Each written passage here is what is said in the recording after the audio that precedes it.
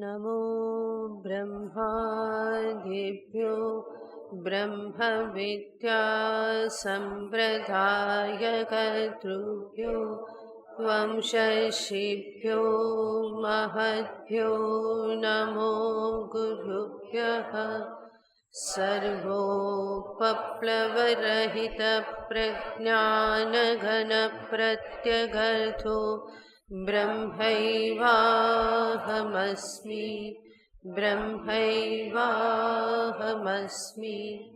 ब्रह्मानन्दं परमसुखदं केवलं ज्ञानमूर्तिं द्वन्द्वातीतं गगनसदृशं तत्त्वमस्यादिलक्ष्यम् एकं नित्यं विमलमचलं सर्वधी साक्षिभूतं भावातीतं त्रिगुणरहितं सद्गुरुं तं नमामि।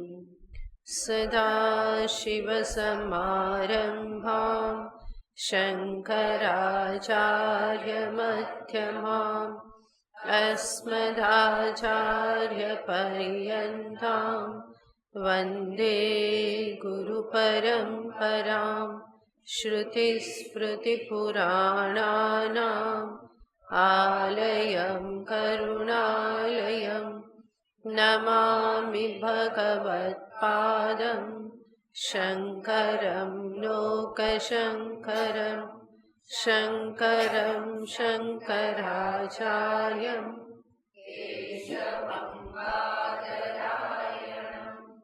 सूत्रभाष्यकृतौ वन्दे भगवन्तौ पुनः पुनः। ईश्वरो गुरुरात्मेति मूर्तिभेदविभागिने व्योमवद्व्याप्तदेहाय दक्षिणामूर्तये नमः। ॐ सहना भवतु सहनौ भुनक्तु सह वीर्यङ्करवावहै तेजस्विनावधीतमस्तु मा विद्विषावहै। ॐ शान्ति शान्ति शान्तिः। ॐ पूर्णमदः पूर्णमिदम्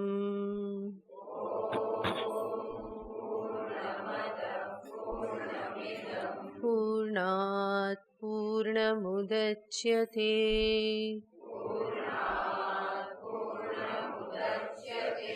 पूर्णस्य पूर्णमादाय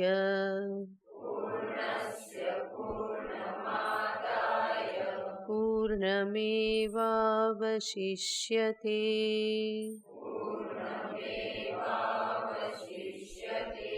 ॐ शान्ति शान्ति शान्तिः।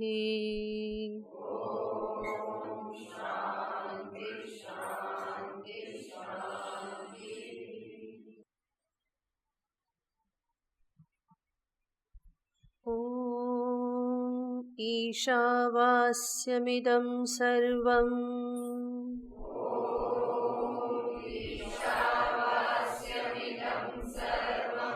यत्किञ्च जगत्यां जगत्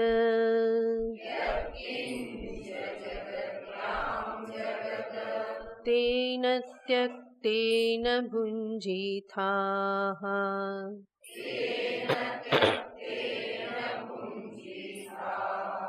मा गृधः कस्य स्विद्धनम्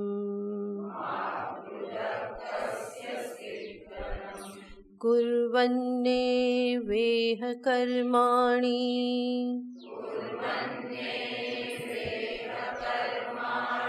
जिजीविषेत् शतं समाः।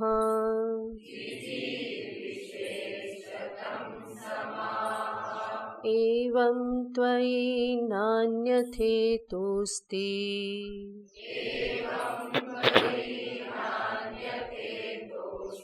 न कर्म लिप्यते नरे असुर्यानाम ते लोकाः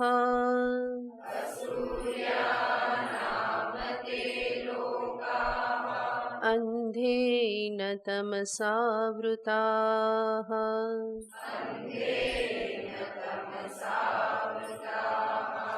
तागुस्ते प्रेत्याभिगच्छन्ति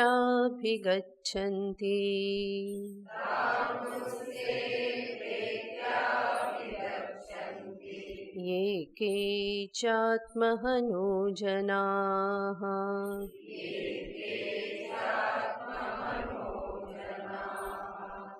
अनेजदेकं मनसो जवीयो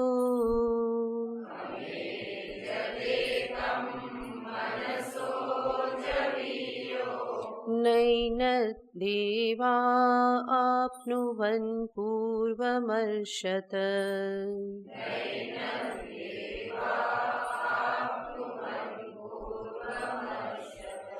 तद्धावतोऽन्यान्यत्येति तिष्ठत्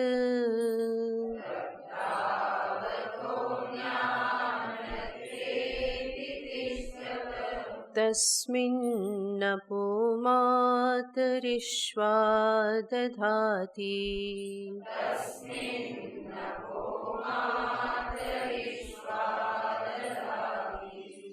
तदेजति तन्नेजति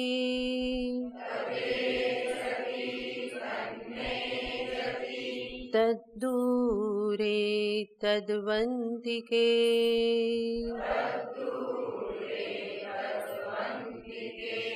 तदन्तरस्य सर्वस्य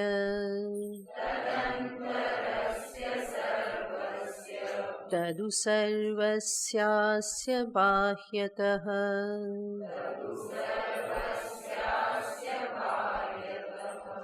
यस्तु सर्वाणि भूतानि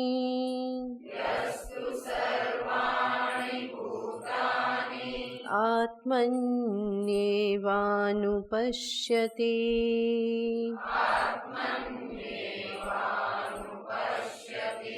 सर्वभूतेषु चात्मानं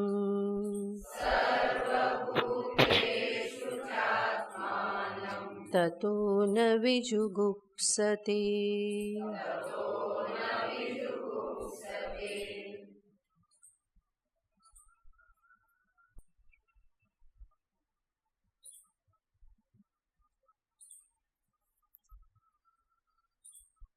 ઉપનિષદ આ મંત્રોમાં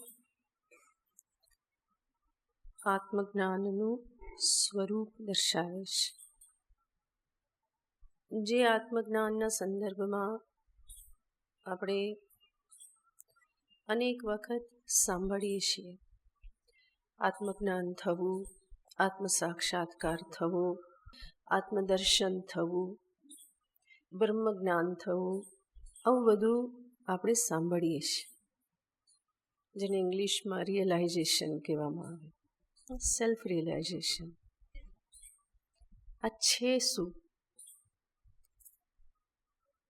કોઈ વ્યક્તિના કોઈ પણ અનુભવના કથન માત્રથી એ આત્મજ્ઞાની છે એવું કહી શકાય નહીં, પરંતુ આત્મજ્ઞાની અને શાસ્ત્ર આ બંનેનો મેળ ખાવો જોઈએ. આત્મજ્ઞાનીનો અનુભવ અને ઉપનિષદ શાસ્ત્ર આ બંનેનો મેળ ખાવો જોઈએ. યાને ઉપનિષદ શાસ્ત્ર કહે છે એ જ જ્ઞાનીનો અનુભવ છે, જ્ઞાનીનો જે અનુભવ છે એનું જ ઉપનિષદ શાસ્ત્ર વર્ણન કરે છે. માટે કેવળ અનુભવ એ પ્રમાણ નથી, પરંતુ શાસ્ત્ર જેના મૂળમાં છે, શાસ્ત્રની સંગતિ જે અનુભવમાં છે, એવા અનુભવને અહીંયા સ્વીકારવામાં આવે છે. અને ઈશાવાસ્ય ઉપનિષદના આ મંત્રો જે છે એ આત્મજ્ઞાનનું સ્વરૂપ દર્શાવે છે. આત્મજ્ઞાન કે આત્મદર્શન યાને શું છે? તો એના સોપાન ઉપનિષદ દર્શાવે છે, જેમાં સર્વપ્રથમ કહ્યું સર્વાણી ભૂતાની આત્મની પશ્યતિ અને સર્વભૂતેષુ ચ આત્માનમ. આમાં પ્રથમ સોપાન છે સર્વભૂતોમાં પોતાને જુએ છે. બીજું સોપાન છે પોતાનામાં સર્વભૂતોને, શરીરોને જુએ છે. ઉપનિષદ આજે દર્શાવે છે સર્વમાં આત્મદર્શન અને સર્વનું આત્મામાં દર્શન. અજ્ઞાનના સ્વરૂપ દર્શાવ્યા, બે સોપાન દર્શાવ્યા. આ રીતે જે ઉપનિષદ દર્શાવે છે સર્વમાં આત્માને જુઓ, આત્મામાં સર્વને જુઓ. આવી રીતનું આ દર્શન એ કોઈ બુદ્ધિની વિશેષ સ્થિતિ નથી, પરંતુ સર્વભૂતો આત્મામાં, આત્મામાં સર્વભૂત, આ જે છે એક વસ્તુ સ્થિતિ છે, આ હકીકત છે. એ કોઈ મારી બુદ્ધિની કોઈ કન્ડિશનિંગ એવી કોઈ અવસ્થા નથી, પરંતુ આ જ પરમ સત્ય છે. સર્વદેહમાં એક આત્મતત્વ, ચૈતન્ય તત્વ રહેલ છે. અને એ જ ચેતન આત્મતત્વનો જ્યારે યથાર્થ સ્વરૂપે નિશ્ચય થઈ જાય તો ચૈતન્યમાં કોઈ પરિચ્છિન્નતા ક્યારેય પણ સિદ્ધ થતી નથી. અને માટે ચૈતન્ય સ્વરૂપ આત્મા એ વ્યાપક રૂપે જ સિદ્ધ થાય છે. અને આ રીતનું વ્યાપક ચૈતન્ય એ કોઈ મારી બુદ્ધિની કલ્પના નથી, બુદ્ધિની કોઈ વિશેષ સ્થિતિ નથી, પરંતુ ચૈતન્યનું હોવું અને ચૈતન્યનું વ્યાપક હોવું આ વસ્તુ સ્થિતિ છે. આ જ પરમ સત્ય છે, હકીકત છે. અને આ જે સત્ય જે છે, આ સત્યનું દર્શન એ શુદ્ધ બુદ્ધિ થકી સંભવ બને છે. જે હકીકત છે, જે સત્ય છે, એનું દર્શન, એનું જ નામ છે આત્મદર્શન. હકીકતનું વસ્તુ સ્થિતિનો સ્વીકાર, એનું દર્શન, એનું જ નામ છે બ્રહ્મજ્ઞાન, આત્મ સાક્ષાત્કાર. હા, જે સત્ય છે, જે વસ્તુ સ્થિતિ છે કે જેને વ્યાપક શુદ્ધ ચૈતન્ય સ્વરૂપે દર્શાવવામાં આવે છે, આનું જે દર્શન છે એનું યથાર્થ દર્શન જો હું કરું તો એ મને ક્યારેય પણ મારાથી ભિન્ન રૂપે ઉપલબ્ધ નહીં થાય. અને એટલા માટે જ એ વ્યાપક ચૈતન્ય સ્વરૂપ એ આત્માનું સ્વરૂપ છે. અને વ્યાપક ચૈતન્યનો નિશ્ચય એ જ છે આત્મનિશ્ચય. વ્યાપક ચૈતન્ય સ્વરૂપનું દર્શન, એની સમજદારી એ જ છે આત્મ સાક્ષાત્કાર. આત્મ સાક્ષાત્કાર એ કોઈ ચમત્કારિક વસ્તુ નથી, કોઈ ચમત્કાર જીવનમાં ઘટી જાય એવું નથી. પણ આ વસ્તુ સ્થિતિનું જ્યારે મને દર્શન થાય તો જરૂર આશ્ચર્ય તો થાય જ છે. અને એટલા માટે એને એ દ્રષ્ટિથી તમે ચમત્કાર કહો તો ચાલે, પરંતુ એ વસ્તુતઃ ચમત્કાર નથી. છે શું? વસ્તુ સ્થિતિ જ છે, હકીકત છે, સત્ય છે. અને એ સત્યનું દર્શન મારા અંતરમાં આશ્ચર્યનો અપાર સમુદ્ર ઉમટાવી દેશે. એટલા માટે એને ચમત્કાર તરીકે કહી દેવામાં આવે, પરંતુ વાસ્તવમાં એ શું છે? એ હકીકત છે, એ જ સત્ય સ્થિતિ છે. હું અનાદિ કાલથી, જન્મો જન્મથી મને પોતાને કેવળ આ 3.5 હાથનું શરીર માનતો આવ્યો છું. અને એ પણ અત્યારે માનવ જન્મ છે. એટલે બીજી કોઈ યોનિઓમાં જન્મ હોય, ગાય, ભેંસ, કૂતરું, જીવ, જંતુ કંઈ, તો ત્યારે હું એ દેહને જ અહમ રૂપે સમજું છું. એટલામાં જ મારું તાદાત્મ્ય હોય છે. માનવ દેહમાં આટલું જ તાદાત્મ્ય છે. હું આટલો જ છું. મારો જન્મ થયો, આટલા વર્ષ આ પૃથ્વી પર રહેવાનો અને પછી જવાનો. ફરી પાછો જન્મ ધારણ કરું, ફરી રહેવાનું, ફરી જવાનું. તો અનાદિકાલથી, જન્મો જન્મથી હું મને પોતાને એક તુચ્છ દેહ તરીકે જ સમજતો આવ્યો છું. અને એવા એક અલ્પ નાના અમથા દેહમાં જ હું મને પોતાને સમજતો આવ્યો હોઉં. અને ત્યારે મને સમજમાં આવી જાય કે વસ્તુતઃ હું આટલો અલ્પ દેહ નથી. હું તો એવો વ્યાપક શુદ્ધ આત્મ ચૈતન્ય છું કે જે કોટી કોટી બ્રહ્માંડોને પોતાની ગોદમાં લઈને રહેલ છે. આ અનુભવ, આ વસ્તુ સ્થિતિનું દર્શન એ કોઈ સામાન્ય દર્શન નથી. આટલો પરિચ્છિન્ન માનનાર જ્યારે પોતાને સમજે કે હું આટલો વ્યાપક છું, તો એ આશ્ચર્ય જ છે. અને આવું દર્શન એને જ આત્મદર્શન કહેવામાં આવે છે, જેનું સ્વયં ઉપનિષદ શાસ્ત્ર અહીંયા નિરૂપણ કરે છે. સર્વભૂતેષુ આત્માનમ પશ્યતિ. સર્વ શરીરોમાં આત્માને જુએ છે. અને આવી જ રીતે માત્ર જુએ તો શું લાગે? અનેક શરીરો છે, અનેક આત્મા છે. દરેક શરીરમાં આત્મા છે અને એ જુદો જુદો છે. એટલા માટે ઉપનિષદ કહે છે કે સર્વ શરીરોમાં આત્માને જુઓ અને આગળ દર્શન કરો કે સર્વ શરીરો આત્મામાં જ છે. ઘટમાં આકાશ છે, પહેલાં જુઓ આકાશને સમજવા માટે. પણ પછી વિચાર કરો કે ઘટની દિવાલો આકાશને બાંધી શકતી નથી. બલકી વસ્તુ સ્થિતિ છે, ઘટમાં આકાશ નથી, બલકી આકાશમાં ઘટ છે. કૂવામાં નાખેલી ડોલ, ડોલમાં પાણી, પણ એનાથી આગળ વધારે વસ્તુ સ્થિતિ શું છે? ડોલ ક્યાં છે? પાણીમાં છે.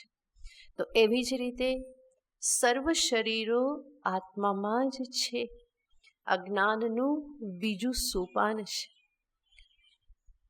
અને આ બંને સોપાનને અહીંયા આચાર્યએ દર્શાવ્યા ઉપનિષદમાં, અને એનું ફળ દર્શાવ્યું.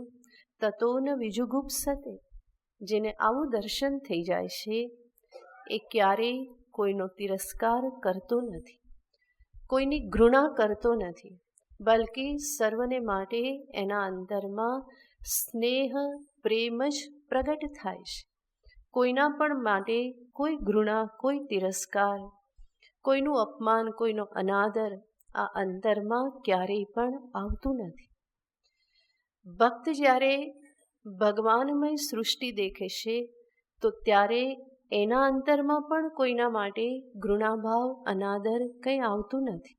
સિયા રામમય સબ જગ જાની કરહુ પ્રણામ. સર્વત્ર પ્રણામ થાય છે, પ્રભુનું દર્શન થાય છે. નિજ પ્રભુમય દેખહી જગત કિનસન કરહુ વિરોધ. તુલસીદાસજી જ કહે છે, નિજ પ્રભુમય, પોતાના જ પ્રભુમય આખું જગત હું જોઉં છું, તો કોની સાથે વિરોધ કરું? વિરોધ માટે કોઈ કારણ રહેતું નથી. ભગવાન સાથે વિરોધ ના હોય, પોતાનો પોતાની સાથે વિરોધ હોઈ શકે નહીં. હું હંમેશા મને પોતાને પ્રેમ જ કરું છું. સ્વરૂપ જ પ્રેમ સ્વરૂપ છે. માટે સર્વત્ર પ્રેમ માત્ર જ રહેશે. ન તતો વિજુગુપ્સતે, એ ઘૃણા કરતો નથી, તિરસ્કાર કરતો નથી. માટે કોઈ કે મને જ્ઞાન થઈ ગયું છે અને સાથે સાથે એ ઘૃણા કરતો જોવામાં આવે તો શું સમજવાનું? જ્ઞાન નથી. એનો વ્યવહાર જો તિરસ્કાર પૂર્ણ હોય તો સમજવાનું કે ત્યાં અંતરમાં જ્ઞાન નથી. ઘૃણા અને આત્મદર્શન, તિરસ્કાર અને આત્મદર્શન, આ બધું ક્યારેય પણ સાથે રહી શકે નહીં. માટે આત્મદર્શનનું જે ફળ ઉપનિષદમાં દર્શાવવામાં આવ્યું છે એ ફળ જ આપણા માટે આત્મદર્શન કે આત્મસ્થિતિનું માપદંડ બની રહેશે. તો અહીંયા દર્શાવવામાં આવ્યું ન તતો વિજુગુપ્સતે. ભગવાન કૃષ્ણ પણ ગીતામાં કહે છે અદ્વેષ્ટા સર્વભૂતાનામ મૈત્રઃ કરુણ એવ ચ. જે અંતરમાં જેને સત્યનું દર્શન થયું, જ્ઞાન થયું છે, એ જ્ઞાની ભક્ત કેવો હોય? અદ્વેષ્ટા સર્વભૂતાનામ, સર્વ પ્રાણીઓ પ્રત્યે એ અદ્વેષ્ટા, ક્યાંય પણ એને દ્વેષ આદિ રહેતા નથી. મૈત્ર, સર્વને માટે એ મિત્ર બની રહેશે. કરુણ, સર્વને માટે એના અંતરમાં કરુણા હિતની વાંછા રહેશે. હંમેશા એ જ અંતરમાં વાંછા રહેશે કે સર્વ જીવોને, સર્વ મનુષ્યને, પ્રાણીઓને શાંતિ કેવી રીતે પ્રાપ્ત થાય, સર્વના મનમાં આનંદ કેવી રીતે પ્રાપ્ત થાય, સર્વ પોતાના જ આનંદ સ્વરૂપને પોતાના અંતરમાં અભિવ્યક્ત કરવાને માટે સમર્થ બને, એના માટે જ હંમેશા મહાપુરુષો દ્વારા પ્રયત્ન થતો હોય છે. તો ન તતો વિજુગુપ્સતે, અજ્ઞાનનું ફળ છે. આગળના મંત્રમાં જ્ઞાનનું હજુ એક અંતિમ ત્રીજું સોપાન દર્શાવવામાં આવે છે. માત્ર આ બે સોપાનમાં જ્ઞાન પૂર્ણ થતું નથી. આનાથી આગળ હજુ એક ત્રીજું સોપાન છે. એને જ્યારે સર કરવામાં આવે ત્યારે સમજવું કે આત્મજ્ઞાન પૂર્ણ થયું છે. આગળનો મંત્ર યસ્મિન સર્વાણિ ભૂતાની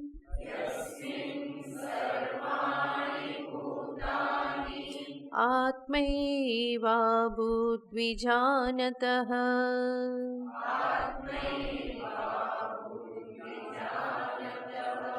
તત્ર કો મોહઃ શોકઃ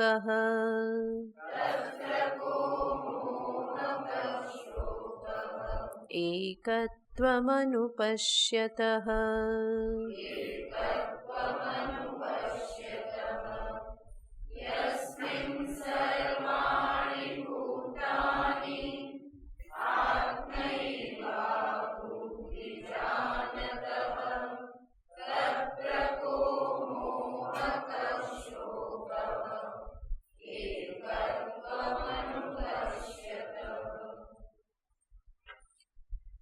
યસ્મિન સર્વાણિ ભૂતાની આત્મા એવ અભૂત વિજાનતઃ. યસ્મિન, યસ્મિન શબ્દનો અર્થ થાય છે યસ્મિન કાલે, યસ્મિન વિદ્યાવસ્થાયામ, જ્યારે આ જ્ઞાન પ્રાપ્ત થાય, જ્યારે આત્મવિદ્યા પ્રાપ્ત થાય, ત્યારે સર્વાણિ ભૂતાની આત્મા એવ અભૂત, સર્વભૂતો એના માટે શું બની રહેશે? આત્મા જ બની રહેશે. કોના માટે? વિજાનતઃ, જે આવી રીતે સ્પષ્ટ રૂપે જે જાણે છે. અને આ જ્ઞાનનું ફળ દર્શાવતા કહેશે એકત્વમ અનુપશ્યતઃ. આવા એકત્વને જોનાર, એકત્વ દર્શન કરનારને માટે કો મોહઃ કશોકઃ, એના જીવનમાં વળી મોહ કેવો અને શોક કેવો. શોક અને મોહને માટે કોઈ કારણ રહેતું નથી. વિસ્તારથી મંત્રને જોઈએ તો આગળના મંત્રમાં 2 સોપાન દર્શાવ્યા. સર્વભૂતોમાં આત્મદર્શન, સર્વભૂતોનું આત્મામાં દર્શન. આ ફરીને એટલા માટે બોલું છું કે તમારી બુદ્ધિમાં બરાબર જતું રહે. તમને થશે કે આ વારંવાર કેમ બોલ કરે છે. એટલા માટે કે જેટલી વખત સાંભળીએ એટલી વખત એ અંદર કંઈક તો સંસ્કાર પાડશે. એટલે યાદ આવે કે આત્મદર્શન યાને શું છે. બધામાં મારે આત્મદર્શન કરવાનું છે. હું કરતો રહું અને બીજાનો તિરસ્કાર કરતો રહું તો એ આત્મદર્શન નથી. તો સર્વત્ર આત્મદર્શન કરવાનું છે. માટે સર્વભૂતોમાં આત્માનું દર્શન અને સર્વભૂતોનું આત્મામાં દર્શન. આ કેવી સ્થિતિ છે? યશોદાજી કૃષ્ણને આ જગતમાં જુએ અને પછી કૃષ્ણ મુખ ખોલે તો જગતને ક્યાં જુએ? કૃષ્ણમાં જુએ. પહેલા કૃષ્ણને ક્યાં જુએ છે યશોદાજી? નંદ મહેલમાં રમી રહેલા છે, માટી ખાઈને આવેલા છે, જૂઠું બોલેલા છે. અને પછી જ્યારે હાથમાં સોટી લઈને પૂછે કે હવે મોઢું ખોલ, તો યશોદાજી ત્યાં શું જુએ? કૃષ્ણમાં જગતને જુએ. તો એવું જ અહીંયા છે. સર્વભૂતોમાં આત્માને અને સર્વભૂતોને સમસ્ત જગતને શેમાં જુએ? આત્મામાં જુએ. કૃષ્ણ અને આત્મા 2 જુદી વસ્તુ નથી. સમજી લઈએ તો બંને એક જ છે. તો આ જ્ઞાનના 2 સોપાન દર્શાવ્યા. વેદાંતનો અંતિમ સિદ્ધાંત છે એકમેવા દ્વિતીયમ બ્રહ્મ નેહ નાનાસ્તિ કિંચન. એક અદ્વિતીય બ્રહ્મ તત્વ જ પરમ સત્ય છે. અદ્વિતીય આત્મતત્વમાં, બ્રહ્મ તત્વમાં નાના નાસ્તિ. નાના યાને અનેકતા, ભેદ. ભેદ જેવું કંઈ છે નહીં.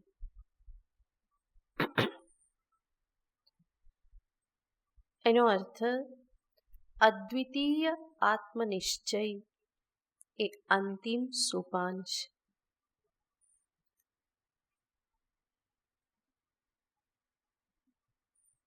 જ્યારે એવું જોવામાં આવે સર્વભૂતોમાં આત્મા, તો સર્વભૂતો અને બીજું શું છે? આત્મા. એનાથી આગળ જોવામાં આવે વ્યાપક આત્મચૈતન્યમાં સર્વ શરીરો, તો ત્યાં પણ કેટલી વસ્તુ રહી? આત્મચૈતન્ય અને શરીર. તો દ્વૈત રહ્યું. વેદાંતનો પરમ ચરમ સિદ્ધાંત છે અદ્વૈત સિદ્ધાંત. તો આ સ્થિતિમાં હજુ દ્વૈત શેષ રહેશે. યાને હજુ 2 વસ્તુમાં સત્યત્વ બુદ્ધિ છે. ઉપનિષદ કહેશે સત્ય ક્યારેય પણ 2 હોઈ શકે નહીં. સત્ય હંમેશા કેટલા હોય? એક જ હોય. 2 હોય તો એને સત્ય કહેવાય નહીં. આ પણ સાચું, પેલું પણ સાચું, આ પણ ઠીક છે, પેલું પણ ઠીક છે. એવી બુદ્ધિ અહીંયા કામ કરતી નથી, ચાલતી નથી. સત્ય હંમેશા એક જ હોય. અને એટલા માટે સર્વ શરીરાદિ રૂપ જગત અને ચૈતન્ય સ્વરૂપ આત્મા, આ જે 2 વસ્તુ જે છે આમાં આગળ ચાલી વિચાર કરી અને નિશ્ચય કરવો રહ્યો કે એક સર્વવ્યાપક આત્મચૈતન્ય જ પરમ સત્ય છે. અને જણાતા સર્વદેહ જગત આ બધું શું છે? એના પર આરોપિત છે. અને જે વસ્તુ આરોપિત હોય એ સત્ય હોય નહીં. આગળના 2 સોપાન આપણે જે જોયા એમાં 2 વસ્તુ જોઈએ છીએ, આત્મા અને શરીર. પહેલામાં શરીરમાં આત્મા. આવી રીતે જ્યારે કહેવામાં આવે તો ત્યાં શરીર અને આત્માની વચ્ચે એક સંબંધ જણાય છે. એ સંબંધને કહેવાય છે આધાર આધેય સંબંધ. આધાર છે શરીર અને આપણે કહીએ છીએ સર્વ શરીરમાં આત્મા. જેવી રીતે કહેવામાં આવે હાથમાં ફૂલ, એવી રીતે શરીરમાં આત્મા. તો આ હાથ જે છે એ શું છે? આધાર. આને કહેવાય આધાર અને આ છે આધેય. પુષ્પ છે આધેય, આ છે આધાર. તો હસ્ત પુષ્પની વચ્ચે કયો સંબંધ કહેવાય? સાંભળજો, હું બોલું પછી તમે બોલજો. આધાર આધેય ભાવ સંબંધ. બોલો. આધાર આધેય ભાવ સંબંધ. બરાબર. આધાર આધેય ભાવ સંબંધ થયો. આત્મા અને શરીરની વચ્ચે પણ કેવો સંબંધ થાય? આધાર શરીર અને એમાં આત્મા, તો આત્મા આધેય. અને બીજા સોપાનમાં કહો કે વ્યાપક આત્મા અને એમાં શરીર, તો આત્મા શું થયો? આધાર અને શરીર એમાં, તો એ શું થયા? આધેય. તો આ રીતે આધાર આધેય ભાવ સંબંધ પ્રાપ્ત થાય. હવે જ્યાં આધાર આધેય સંબંધ હોય તો ત્યાં 2 વસ્તુ થઈ અને બંને વસ્તુ કેવી લાગે? સત્ય લાગે. હાથ અને પુષ્પ. હાથ સત્ય, પુષ્પ પણ સત્ય. આધાર આધેય સંબંધ. એટલા માટે વેદાંત સ્વાધ્યાય કરાવતી વખતે આ એક આધાર આધેય સંબંધ જે છે એનું શિફ્ટિંગ કરવામાં આવે છે. શેમાં? અધિષ્ઠાન અધ્યસ્થ સંબંધ. આધાર આધેયમાંથી શું કહેવામાં આવે? અધિષ્ઠાન અધ્યસ્થ સંબંધ યા અધ્યસ્થ અધિષ્ઠાન સંબંધ. કેવી રીતે? આધાર આધેયમાંથી અધ્યસ્થ અધિષ્ઠાન કેવી રીતે થઈ શકે? જેવી રીતે આપણે કહીએ રજ્જુમાં સર્પ છે. ક્યાં સર્પ છે? રજ્જુમાં. દોરડીમાં સર્પ. દોરડી પહેલા શું સમજીએ? આધાર અને સર્પ આધેય. પછી જ્યારે વિચાર કરીએ વાસ્તવમાં આ સર્પ શું છે, નજીક જઈને લાઈટ નાખી અને જોઈએ તો શું નિશ્ચય થાય છે? આ સર્પ શું છે? દોરડી, રજ્જુ જ છે. સર્પની લંબાઈ કેટલી છે? જેટલી, જોરથી બોલો. દોરડીની દૂરી દૂરી દૂરી કરો તો સર્પની લંબાઈ કેટલી? જેટલી દોરડીની, રજ્જુની જ. એની જાડાઈ કેટલી? રજ્જુ. એમાં જે પણ ડિઝાઇન દેખાય એ કોની?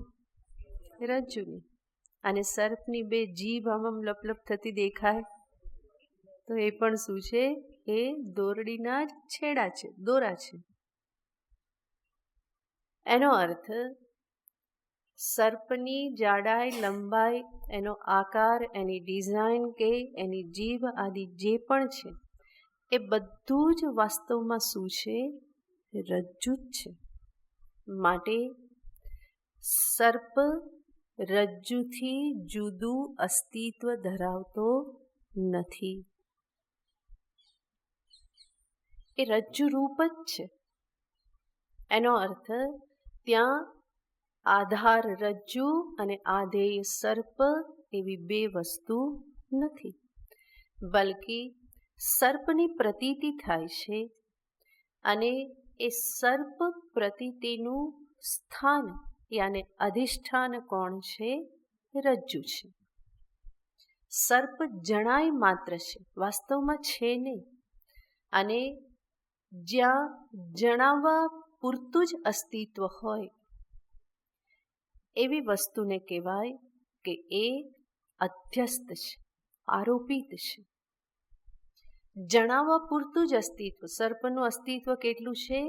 જણાવવા ભર, દેખાય માત્ર છે, વાસ્તવમાં બીજું કંઈ છે નહીં. એ સર્પ મદારી ગમે એટલી બીન વગાડે પણ ઊભો થવાનો નહીં. એ સર્પ કોઈને કરડવાનો નહીં, એનાથી કોઈને ઝેર ચડવાનું નહીં. માટે સિદ્ધ થાય છે ત્યાં રજ્જુ માત્ર છે, સર્પ જેવી કોઈ સત્ય વસ્તુ બીજી ત્યાં છે નહીં. સત્ય એક રજ્જુ માત્ર જ છે. એવી જ રીતે આપણે જોઈએ સોનાનો હાર. સુવર્ણમાં શું છે? હાર છે. આપણે કહીએ છીએ આવું. સોનાનો હાર મીન્સ સોનામાં જ શું છે? હાર છે. સુવર્ણ જે છે એનાથી જુદી હાર જેવી વસ્તુ છે. અને આપણે શું કહીએ છીએ? સોનાનો હાર. આ નો, ની, નું, ના, આ બધું શું છે? સંબંધ બતાવે ને. ગુજરાતી વ્યાકરણમાં શીખ્યા છો ને ક્યારે? નો, ની, નું, ના, આ સંબંધ બતાવે. અને સંબંધ હોય ત્યાં કેટલી વસ્તુ હોય? બે વસ્તુ હોય. સોનાનો હાર ત્યાં સુવર્ણ અને બીજી વસ્તુ હાર. બે છે? બે નથી. તમે જ્યાં પણ હારને ટચ કરશો, કોને ટચ કરશો? સોનાને. હારનું વજન એ કોનું વજન છે? સોનાનું. આકૃતિ જે છે કોની આકૃતિ છે? સોનામાં જ આકૃતિ છે. એનો અર્થ સુવર્ણ અને હાર આ બે વસ્તુ નથી. કેટલી વસ્તુ છે? એક જ છે. સુવર્ણ મુખ્ય અધિષ્ઠાન અને એના ઉપર અધ્યસ્ત શું છે? આ હાર છે. માટે સત્ય વસ્તુ કેટલી છે? એક જ છે. જેવું આ બધા દ્રષ્ટાંતમાં આપણે કહીએ છીએ મોટું તરંગ આવ્યું, મોટું મોજું આવ્યું. આ મોટું મોજું આવ્યું, એ મોજું એટલે છે શું? સમુદ્ર જ છે, પાણી જ છે. એનાથી કોઈ જુદું અસ્તિત્વ તો છે નહીં. સમુદ્ર કિનારે ઊભા છીએ અને જોઈએ છીએ કે મોજું આવે છે, જાય છે. અને આપણે પણ વ્યવહાર એવો જ કરીએ છીએ કે એ આવ્યું આવ્યું, મોટું આવ્યું, સંભાળજો. ત્યાં જઈને ઊભા હોઈએ તો આવી રીતે બોલીએ છીએ, મોટું મોજું આવ્યું. એ મોજું આવ્યું એટલે કોણ આવે છે? જલ જ આવે છે, પાણી જ આવે છે. જાય છે ત્યારે કોણ જાય છે? પાણી જ જાય છે. અને છતાં પણ આપણે આ પ્રમાણે કહીએ છીએ. એનો અર્થ જલ અને મોજું આ બે વસ્તુ છે? નથી, એક જ છે. અને છતાં પણ આપણે જળને તરંગ કે મોજા એવા શબ્દથી કહી દઈએ છીએ. સુવર્ણને હાર શબ્દથી કહીએ છીએ. રજ્જુને સર્પ શબ્દથી કહીએ છીએ. પરંતુ એ છે તો શું? તો કે વસ્તુતઃ એક જ વસ્તુ છે. અને માટે બીજી જે વસ્તુ આપણે કહીએ છીએ તરંગ, મોજું, હાર, સર્પ, આ બધું જે છે એ શું છે તો કે પ્રતીતિ માત્ર છે, દેખાય માત્ર છે, વાસ્તવમાં છે નહીં. સત્ય વસ્તુ તો અલગ જ છે. બલકી જે સત્ય વસ્તુ છે એ જ એ રૂપે પ્રગટ થાય છે. કોઈ બીજી વસ્તુ ત્યાં આવી જતી નથી. અને માટે જ્યારે હું મોજાને સ્પર્શ કરું છું તો કોને સ્પર્શ કરું છું? જલને. હારને સ્પર્શ કરું તો સુવર્ણને સ્પર્શ કરું છું. એનો અર્થ વસ્તુ એક જ છે. એક જ વસ્તુ ભિન્ન ભિન્ન રૂપે પ્રતીત થાય છે. ઘાટ ઘડિયા પછી નામરૂપ જૂજવા, અંતે તો હેમનું હેમ હોય. અખિલ બ્રહ્માંડમાં એક તું શ્રી હરિ. આખા બ્રહ્માંડમાં એક જ શ્રી હરિ છે. બ્રહ્મ લટકા કરે બ્રહ્મ સામે. બ્રહ્મ જ બ્રહ્મની સામે છે. બ્રહ્મ સિવાય બીજું કંઈ છે નહીં, તો બ્રહ્મને છોડીને બીજું સામે આવે પણ શું? તો જે છે તે એક જ પરમ તત્વ છે. સત્ય એ જ છે. મિથ્યા રૂપે પ્રતીત થનાર પણ એ જ છે. એની જ એ રૂપે અભિવ્યક્તિ છે. તો આ રીતે પરમ સત્ય અંતિમ વસ્તુ સ્થિતિ છે, એક અદ્વિતીય બ્રહ્મ તત્વ. અને આ બ્રહ્મ તત્વથી આત્મ તત્વ ભિન્ન નથી. બ્રહ્મને હું હંમેશા આત્મા રૂપે જ સમજી શકું. મારાથી ભિન્ન રૂપે ક્યારેય સમજી શકું નહીં. અને સમજું તો એ સાચી સમજણ કહેવાય નહીં, અધૂરી સમજણ કહેવાય. અને એને જ પરોક્ષ જ્ઞાન કહેવાય છે. બ્રહ્મ છે, ક્યાંક છે, મારાથી જુદું એવી રીતે હું સ્વીકાર કરું તો એને પરોક્ષ જ્ઞાન કહેવાય છે. બલકી જ્ઞાનનું સત્ય સ્વરૂપ છે અહમ બ્રહ્માસ્મિ. હું જ એ બ્રહ્મ સ્વરૂપે છું. તો આત્માનું સર્વભૂતોમાં દર્શન, સર્વભૂતોનું આત્મામાં દર્શન, અને આત્માનું અદ્વિતીય બ્રહ્મ રૂપે દર્શન આ જ્ઞાનનું ત્રીજું સોપાન છે. અને એને જ અહીંયા કહ્યું યસ્મિન સર્વાણી ભૂતાની આત્મા એવ અભૂત. ત્રીજા સોપાનમાં શું થાય છે? સર્વાણી ભૂતાની, બધા જ શું બની રહેશે? પોતાના આત્મા રૂપ જ બની રહેશે. જેવી રીતે ભાન થાય આભૂષણના સર્વ આભૂષણ જે છે એ સુવર્ણ રૂપ જ બની રહેશે. સોની હોય ને, તમે એને આભૂષણ વેચવા જાઓ ને ત્યારે એ કેવો હોય છે? પરમ જ્ઞાની હોય છે. એ શું જુએ?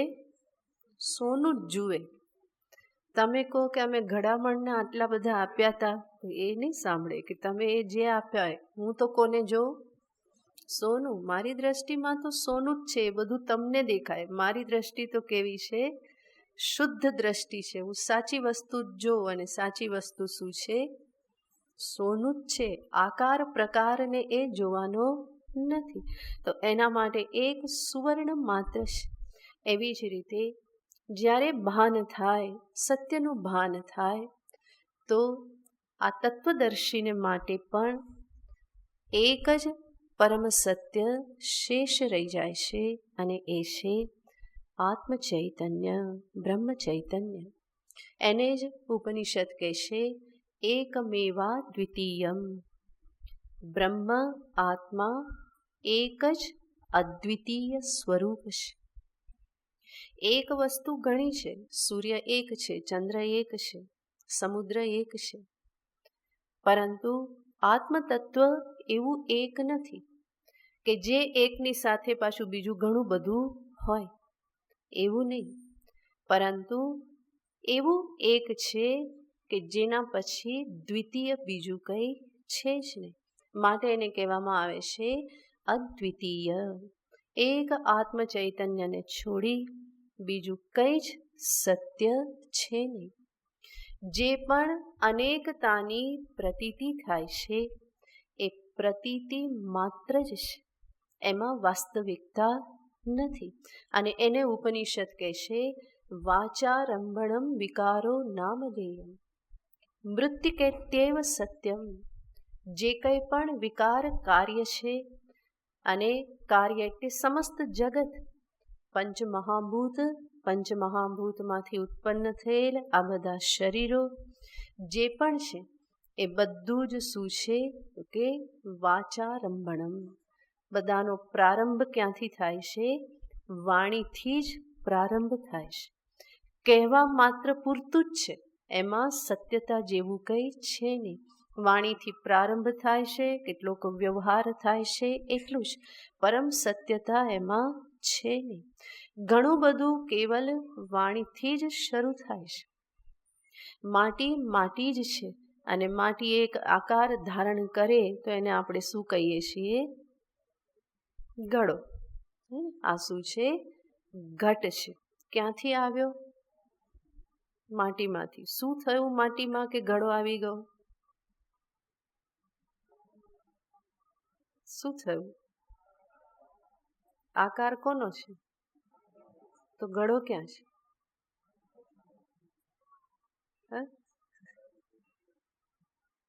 નીચે માટી, ઉપર માટી, બહાર માટી, અંદર માટી, બધે માટી માટી માટી. સ્પર્શ માટીનો, વજન માટીનું, ગંધ માટીની, બધું જ માટી. તો ઘડો ક્યાંથી? ક્યાં છે?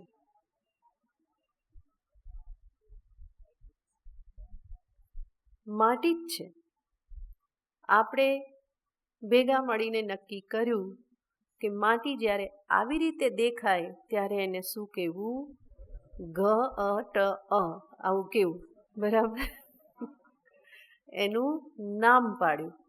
માટી આવી રીતે દેખાય તો એને શું કહેવાય? ઘટ કહેવાય. નક્કી કર્યું. તો આ ઘટ ક્યાંથી શરૂ થયો? વાણીથી શરૂ થયો. બાકી ઘટની શરૂઆત ક્યાંય છે નહીં. વાચારંભણમ, એનું આરંભ ક્યાંથી થયો છે? વાણીથી થયો છે. વાચારંભણમ વિકારઃ, વિકારે અને કાર્ય. આજે માટીનો વિકાર, એ સર્વ વિકાર કાર્ય જે છે એ વાચારંભણમ વિકારઃ. ઉપનિષદ કહેશે નામધેયમ, નામ માત્ર છે, નામથી વિશેષ કંઈ છે નહીં. સમસ્ત જગત જે છે શું છે? નામ માત્ર છે. ત્યાં પણ આપણે નક્કી કર્યું કે ચૈતન્યની અભિવ્યક્તિ આવી રીતે થાય તો એને આ કહેવું, આવી રીતે થાય તો એને આ કહેવું, આ રીતે થાય તો એને આ પ્રમાણે કહેવું. તો બધું જ વાણીથી પ્રારંભ થયેલું છે. સર્વ વિષયોનો પ્રારંભ વાણીથી છે. સર્વ સંબંધોનો પ્રારંભ પણ શેનાથી છે? કેવલ વાણીથી જ છે. એનાથી વિશેષ સંબંધ કંઈ જ નથી. આપણને કહેવામાં આવ્યું કે આ મમ્મી અને આ પપ્પા કહેવામાં આવ્યું, અને આપણે એ સ્વીકારીએ છીએ. થોડા મોટા થયા અને બે ગાંઠ બંધાણી અને થોડા ફેરા ફર્યા અને કહેવામાં આવ્યું કે હવે તમે પતિ પત્ની. તો સંબંધ ક્યાંથી શરૂ થયો? આજ વાણીથી જ. આજથી તમને માન્યતા મળી સમાજની દ્રષ્ટિએ. શેની? પતિ પત્ની તરીકે રહેવાની. આ સંબંધ કેવો છે? માનેલો છે. થોડા વર્ષો ચાલ્યું અને પછી કે હવે મેળ ખાતો નથી. હવે આપણે શું કરીએ? ડિવોર્સ લઈ લઈએ. જે સંબંધ માનેલો હતો એ સંબંધને પછી કેવો કરો છો? ફોક કરો છો. તો આ સંબંધ એ શું છે? માન્યતા છે. એક માન્યતા સ્વીકાર કરી અને એને નામ આપ્યું. એ માન્યતા પછી છોડી દીધી તો એ નામ પણ રહેતું નથી. પુત્ર છે તો પિતા છે, પુત્ર ન રહ્યો તો પિતૃત્વ પણ નહીં રહ્યું. તો આ બધું એકબીજાની સાથે સંકળાયેલું સાપેક્ષ છે અને એને નામ આપવામાં આવેલા છે. અને નામ એટલે શું છે? વાણી જ છે. વાચારંભણમ વિકારો નામધેયમ. મૃત્તિકેત્યેવ સત્યમ. એક મૃત્તિકા જ સત્ય છે દ્રષ્ટાંતમાં. એવી રીતે આ સમસ્ત બ્રહ્માંડમાં જે પણ વિષયો, વ્યક્તિઓ, સંબંધો, વ્યવહારો, આ બધું જ જે છે શું છે? વાચારંભણમ. સત્ય તત્વ કેવલ એક ચૈતન્ય તત્વ જ છે, આત્મતત્વ જ છે. અને એ આત્મતત્વરૂપી અધિષ્ઠાનમાં જ આ સમસ્ત જગતની પ્રતીતિ થાય છે. જ્યાં સુધી ભાન નથી થયું, જગત સત્ય જણાય છે. જ્ઞાન થયું તો જગતની પ્રતીતિ માત્ર છે. જાગીને જોવું તો જગત દિશે નહીં, ઊંઘમાં અટપટા ભેદ ભાસે. જાગીને જોવું તો યાને આત્મતત્વ પ્રત્યે, સત્ય તત્વ પ્રત્યે જાગરણ થઈ જાય તો જગત જેવું કંઈ જણાતું નથી. જણાતું નથી અને સત્ય જણાતું નથી. જગતનું ભાન જ્ઞાનીને પણ થાય છે, પણ જ્ઞાની સમજે છે કે આ સત્ય નથી. સત્ય તો એક આત્મતત્વ જ છે. દેખાવાનો કોઈ વિરોધ નથી. જ્ઞાની પણ જગતને જુએ છે, એને દેખાય જ છે. જ્ઞાન થવાથી કોઈ આંધળું થઈ જતું નથી. તો જ્ઞાનને માટે પ્રયત્ન જ કોણ કરે? તો જ્ઞાન થયા પછી પણ જગત દર્શન છે, પરંતુ એ જગત દર્શન મિથ્યા રૂપે છે. મિથ્યાયાને દેખાય છતાં પણ સત્ય હોય નહીં. તો આવી રીતે જગત પ્રતીતિ માત્ર બની રહે છે. અને એટલા માટે જ એ મહાપુરુષને માટે જગતની ઉથલપાથલ એના અંતરમાં ઉથલપાથલ મચાવતી નથી. કંઈક સમાચાર સાંભળે તો કે વોટ, શું થયું? બીજી ક્ષણે શું કે સો વોટ. એક ક્ષણ પૂરતું કે હા, અરે આવું થઈ ગયું. પછી શું કે તો શું થઈ ગયું? તતઃ કિમ, તતઃ કિમ, તતઃ કિમ, તો શું? તો આ ભેદ છે. જગતને પરમ સત્ય સમજવાથી એ સમસ્યાઓના ઢગલે ઢગલા લઈ આવે જીવનમાં. અને જગતને પ્રતીતિ માત્ર, એને દેખાય માત્ર છે એવી રીતે સમજવાથી સમસ્યાનું કોઈ નામ નિશાન નહીં, બલ્કિ એ પ્રતીતિ મને હંમેશા શું આપે છે? આનંદ જ આપે છે. તો આ જ્ઞાનનું ફળ છે. સત્ય માનો તો સમસ્યા. રજ્જુમાં સર્પ સાચો દેખાયો તો સમસ્યા. ભય ઉત્પન્ન થાય અને પરસેવો છૂટી જાય અને લાગે કે આ તો મારી સામે જ આવે છે, મને જોઈ લીધો અને તમે ભાગો. અને ભાગો, બીકના માર્યા ભાગો, ક્યાંક અથડાઓ, પડો, ઘૂંટણ ભાંગે, ફ્રેક્ચર આવે, હોસ્પિટલમાં પહોંચી ગયા. આ શું થયું? સર્પને સત્ય સમજવાથી આ સમસ્યાઓની પરંપરા. અને ત્યાં સત્ય દર્શન કરી લીધું કે આ સર્પ નથી, આ તો શું છે? રજ્જુ છે.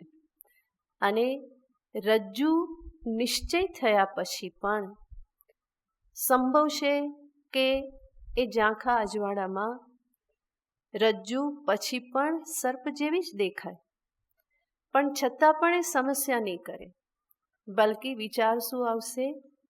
અરે અહીં તો સર્પ છે નહીં અને સર્પનું દર્શન થાય છે, કેવું આશ્ચર્ય છે.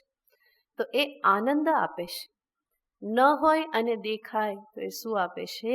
આનંદ જ આપે છે, આશ્ચર્ય પ્રદાન કરે છે. માટે આ જગત જ્ઞાનીને માટે કોઈ સમસ્યા ઉત્પન્ન કરનારું નહીં, બલ્કિ જ્ઞાનીને હંમેશા આનંદ પ્રદાન કરનારું, આશ્ચર્ય પ્રદાન કરનારું બની રહેશે. માટે સંપૂર્ણમ જગદેવ નંદનવનમ સર્વેપી કલ્પદ્રુમાઃ. જ્ઞાનીને માટે આખું જગત કેવું છે? નંદનવન છે. નંદનવન, ઇન્દ્રના ગાર્ડનને નંદનવન કહેવાય છે. સ્વર્ગમાં ઇન્દ્રનો બગીચો, એનું નામ નંદનવન છે. અને જ્ઞાન થયું તો છેક ત્યાં જવાની જરૂર નહીં. નંદનવન ક્યાં ઉતરી આવે છે? અહીંયા જ છે. તો સંપૂર્ણ જગત નંદનવન બની રહેશે. અને સર્વેપી કલ્પદ્રુમાઃ, બધા જ વૃક્ષો કલ્પવૃક્ષ છે. કલ્પવૃક્ષ યાને જેની નીચે જઈ અને જે ઈચ્છા કરો એ પૂરી થઈ જાય. જ્ઞાનીને માટે બધા જ વૃક્ષો કલ્પવૃક્ષ જ છે અને કોઈ ઈચ્છા જ નથી, કંઈ પૂરી જ કરવાની નથી, બધું થઈ ચૂકેલું છે. એટલે એવું નહીં કે બધે જ ઊભો રહીને બધું પૂરું કરશે, એવું નથી. પરંતુ એને પોતાનામાં પૂર્ણતા પામી ચૂકેલો છે. બધું જ પૂર્ણ છે, કોઈ જ કંઈક ખૂટતું જીવનમાં લાગતું નથી. તો આ જ્ઞાનના ફળને દર્શાવતા જ ઉપનિષદ કહેશે તત્ર કો મોહક શોક. આવા આત્મદર્શીને માટે મોહ શું અને શોક શું?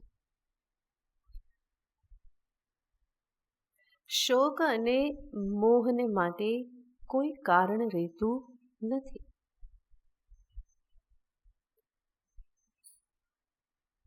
કોના માટે? કે છે વિજાનતઃ. આત્મા જ એક બની રહેશે યસ્મિન વિદ્યાકાલે. એવા વિજાનતઃ, વિજાનતઃ યાને વિવિચ્ય જાનાતિ, અથવા તો લોક જ્ઞાનાત વિપરીતમ વિશેષમ જાનાતિ ઇતિ વિજાનન. સામાન્ય લોકો જેવું જાણે છે, દર્શન કરે છે, એના કરતાં જે વિશેષ દર્શન કરે છે. લોકો જાણે છે એના કરતાં જુદું જે જાણે છે. યા નિશા સર્વભૂતાનામ તસ્યામ જાગર્તિ સંયમી, યસ્યામ જાગૃતિ ભૂતાની સા નિશા પશ્યતો મુનેહે. લોક માત્ર નામરૂપનું દર્શન કરે છે અને એને જ સત્ય સમજે છે.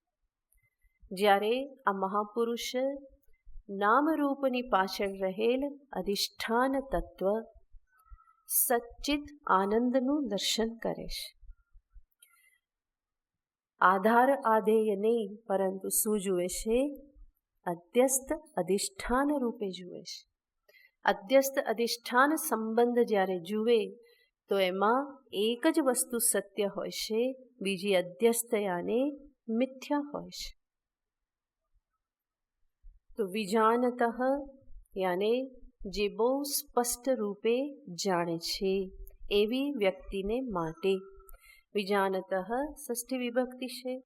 એવા જ્ઞાનીને માટે કે જેના માટે સર્વ કંઈ આત્મ સ્વરૂપ જ થઈ ચૂકેલું છે. અને વિજાનતઃ વિજ્ઞાની વિશેષ જાણે છે. એનો અર્થ એવું જ્ઞાન છે કે જે જ્ઞાન એના વ્યક્તિત્વમાં, વ્યવહારમાં વણાઈ ચૂકેલું છે. પરોક્ષ નથી રહ્યું, અપરોક્ષ થઈ ચૂકેલું છે. અને એટલા માટે એ જ્ઞાન એના વ્યવહારમાં પણ પ્રતિફલિત થાય છે. આ જ્ઞાનના કારણે જગતને જોવાની જેની દ્રષ્ટિ બદલાઈ ગઈ છે. જે જગત પહેલા દુઃખદ લાગતું હતું, સમસ્યારૂપ લાગતું હતું, એ જગત એના માટે કેવું થઈ ચૂકેલું છે? સુખદ છે. પોતાની જ અભિવ્યક્તિ રૂપે જુએ છે. સમસ્ત જગત પોતાનો જ વિલાસ છે, પોતાની જ અભિવ્યક્તિ છે. મય્યેવ સકલમ જાતમ મયી સર્વમ પ્રતિષ્ઠિતમ મયી સર્વમ લયમ યાતિ તસ્માત અદ્વયમ બ્રહ્મ અસ્મિ. અજ્ઞાનીની અનુભૂતિ છે, જે સ્વયં ઉપનિષદ દર્શાવે છે. તો આવા જ્ઞાનીને અહીંયા ઉપનિષદ કહેશે વિજાનતઃ. ભક્તને માટે સમસ્ત જગત ભગવાનની વિભૂતિ છે. આત્મજ્ઞાનીને માટે સમસ્ત જગત પોતાની જ અભિવ્યક્તિ છે. તો એવો જ્ઞાની કે જે જગતને પોતાનાથી ભિન્ન રૂપે જોતો નથી, આત્મા એવ અભૂત, આત્મા જ બની રહેલ છે. એવા જ્ઞાનીને માટે ભગવાન કહેશે, ઉપનિષદ કહેશે તત્ર કો મોહક શોક, એને વળી મોહ કેવો, શોક કેવો. યાને શોક મોહથી એ મુક્ત થઈ જાય છે.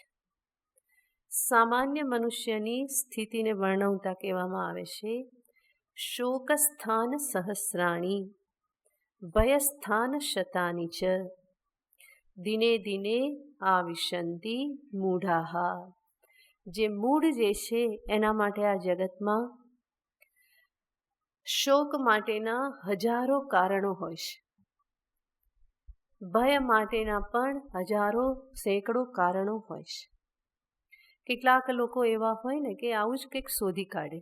જીવનમાં બધું બરાબર ચાલતું હોય ને તો એને એમ લાગે કે આ બધું બરાબર નથી, એટલા માટે એ કંઈ ને કંઈ દુઃખી થવાના કારણ શોધી કાઢે. ના હોય ત્યાંથી કંઈ ને કંઈ કાઢે, જેને આપણે કહીએ ને કે કોથળામાંથી કંઈ ને કંઈ ઊભું કરી દે.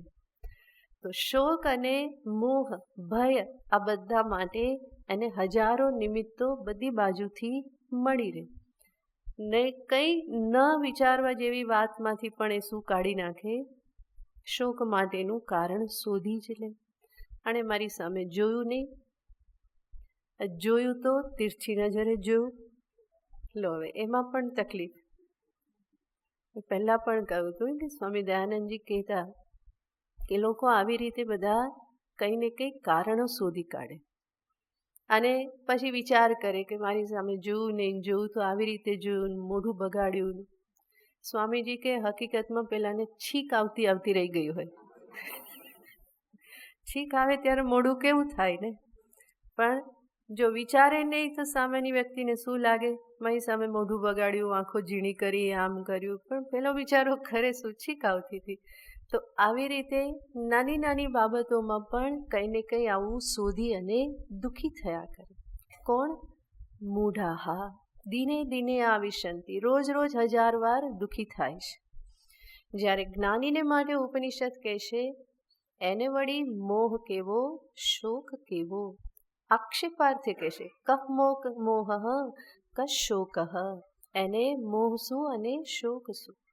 આ શોક અને મોહ આપણે અનેક વખત જોયું છે. શોક એટલે શું, મોહ એટલે શું? અહીંયા જે વાત ચાલી રહી છે એના અનુસંધાનમાં એક વાક્યમાં જોઈએ તો મોહનો અર્થ, હું મોહમાં છે એવું ક્યારે કહેવાય?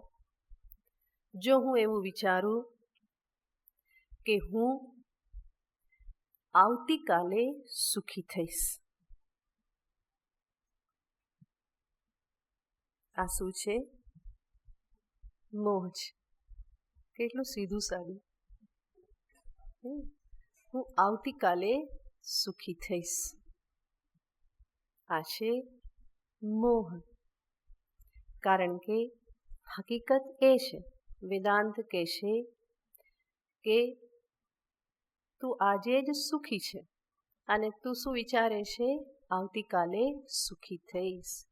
માટે વેદાંત કે you are ever happy, otherwise you are never happy. આવતીકાલે હું સુખી થઈશ તો સમજવાનું કે હું મોહમાં છું, કંઈક ગરબડ છે. અચ્છા, શોક કોને કહેવાય? હું આજે અત્યારે દુઃખી છું,